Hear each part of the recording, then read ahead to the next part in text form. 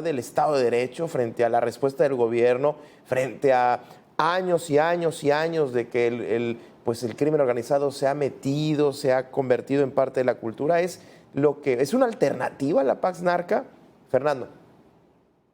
Pues yo te diría, en los hechos se ha manejado como una alternativa, ¿no? En buena medida, creo que quienes nos dedicamos a discutir sobre estos temas y sobre todo quienes estamos un poco más familiarizados con este concepto de la Pax Narca, eh, hemos reconocido que el fundamento o la principal consecuencia que tiene este tipo de ordenamiento que se produce con las organizaciones criminales pues es una suerte de abdicación, ¿no? Por parte del Estado para pues desempeñar sus responsabilidades constitucionales, ¿no? Que tienen que ver con la seguridad pública. Eh, Bien lo dices, ¿no? Ejemplos como lo que ha ocurrido en Sinaloa, en diferentes partes de la historia, pero también en entidades del norte del país en su momento, en Guanajuato, hoy en día te diría particularmente en el sur del país, lo que demuestran es que hay Ujú. una importante dinámica de violencia orquestada por organizaciones criminales que definitivamente pues dependen de múltiples arreglos con la autoridad que son sumamente frágiles. Basta con cualquier paso en falso, basta con cualquier decisión en contra de los intereses de estos grupos Sí, para claro. que se desaten los eventos de alta violencia que hemos visto, ¿no? Recientemente.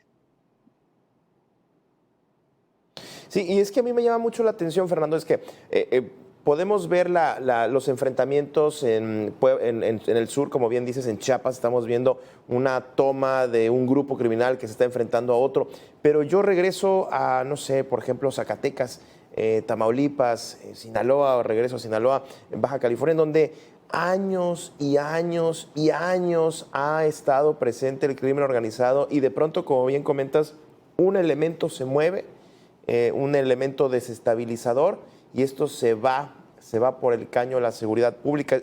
Es decir, ¿qué faltó en esos decenas de años y décadas en esos gobiernos? Porque claramente hubo un acuerdo bueno, tranquilos, los dejo ser, vendan sus drogas, pero no cerca de escuelas, o no sé qué tipo de acuerdos puedan llegar a tener. Se habla mucho de los acuerdos, algunos hasta suenan como de película, pero esto, o sea, ¿qué nivel está el crimen organizado en México, no? A ver, sobre eso que mencionabas, ¿no? Un poco para quizás tener un poco el mejor contexto. Es muy cierto lo que mencionas, ¿no? Creo que, digamos, estas ideas de la Pax Narca y estos, digamos, arreglos informales ilegales sobre los que se sostiene el crimen organizado y que a la fecha pues, continúan en el país, creo que en buena medida han sido el resultado también de, yo lo que diría, enfoques insuficientes, ¿no? En materia de seguridad pública. Eh, Creo que no es nada nuevo decirlo, ¿no? En el pasado los enfoques principales consistían en el descabezamiento de este tipo de organizaciones.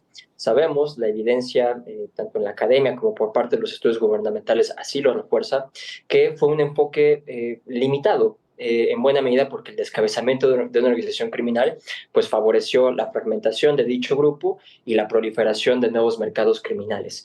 Yo te diría, creo que aquí es muy importante y no diría que es necesariamente como una contraposición esta idea de la Pax Narca, pero sí queda claro que los enfoques de fuerza policiales, digamos, no son plenamente suficientes, si bien son importantes para acercar o para poner a estos operadores criminales ante la justicia, tienen que acompañarse de otra serie de medidas, de otro tipo de políticas, no nada más policiales, digamos, de Claro. sociales, urbanas, que de alguna manera tienen que construir oportunidades o alternativas para una población que queda claro por la presencia y por la proliferación tan sencilla de estos grupos criminales, se inclina hacia la ilegalidad de maneras muy sencillas, ¿no? Pero en buena medida, pues por la falta de instituciones, por la falta de oportunidades, etcétera, etcétera. Claro. Ahora, déjame plantearte el tema del desplazamiento, que también, pues en muchas veces en ciudades como Culiacán no lo vemos o no es tan impactante, pues una ciudad que pues ahí medio quiere salir adelante, pero quizás pueblos más pequeños, de pronto de un día para otro ya la gente se sale, rancherías, y pues quedan como pueblos fantasmas. Realmente no hay una cifra actual, pero de que hay desplazados o movilizados, los hay, Fernando. Totalmente, lo dices bien, ¿no? Y incluso yo te diría, creo que es muy significativo que haya que hacer un esfuerzo periodístico enorme para rascar y encontrar los testimonios de los que en buena medida vamos construyendo estas historias de los desplazamientos forzados.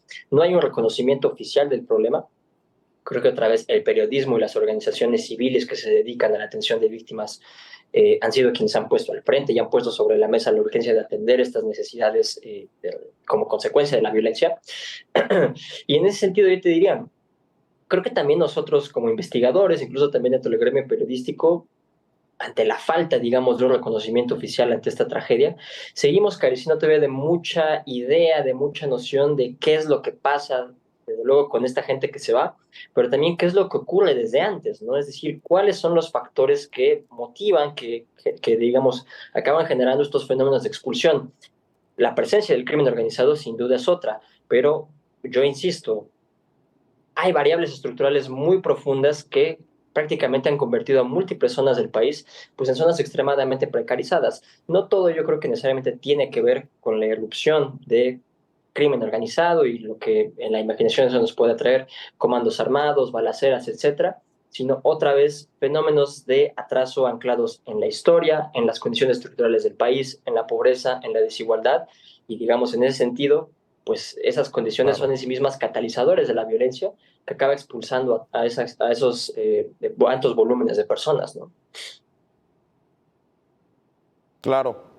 Ahora, déjame preguntarte la estrategia que hemos estado viendo en esta nueva administración, hablando en temas de seguridad. El primero, la atención a los hechos concretos de la violencia. ¿Cómo lo estás observando?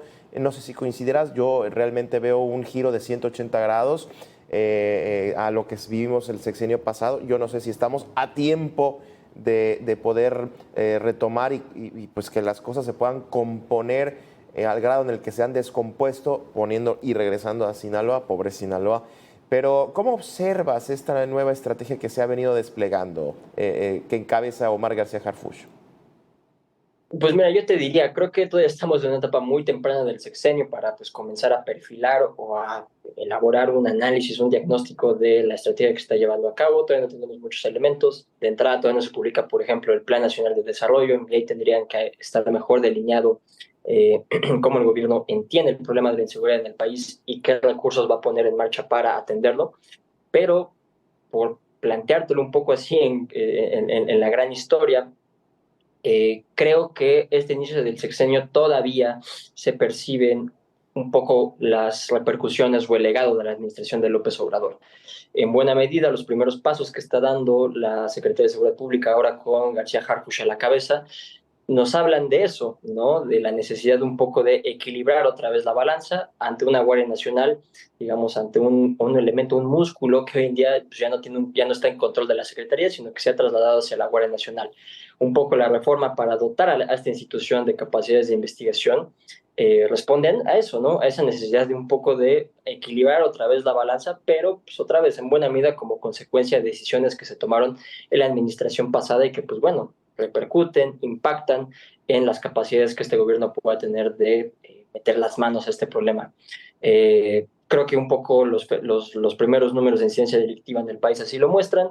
No estamos lejos de las tendencias en las que cerró el gobierno anterior. En buena medida, otra vez, yo creo que un poco por la sorpresa o por la novedad del inicio del sexenio, las masacres han cobrado un poco más de relevancia, pero desde Causa en Común nos hemos dedicado a eso. Las masacres son cosas de todos los días, ¿no? Con esto no quiero demeritar los recientes y trágicos Sí, eventos que hemos lamentable. visto en Sinaloa, en Tabasco, en Querétaro, por ejemplo, pero la realidad es que esta es una violencia de todos los días en el país, ¿no? Basta ver un simple vistazo a la prensa local Claro. para darse cuenta que estos hechos se repiten, ¿no? En ese sentido, otra vez yo vuelvo al punto, yo lo que esperaría es un nuevo gobierno federal, ahora encabezado por Claudia Sheinbaum, con mesura, tanto para lo que puede prometer en un escenario tan complejo de violencia como el que se vive en el país, como también de lo que se puede hacer. Y en ese sentido, creo Claro. que hay un reconocimiento muy expreso de que lo que se puede hacer, en buena medida, va a estar sujetado por las decisiones que se tomaron en el sexenio anterior y se tienen que recomponer, ¿no? Sí, claro.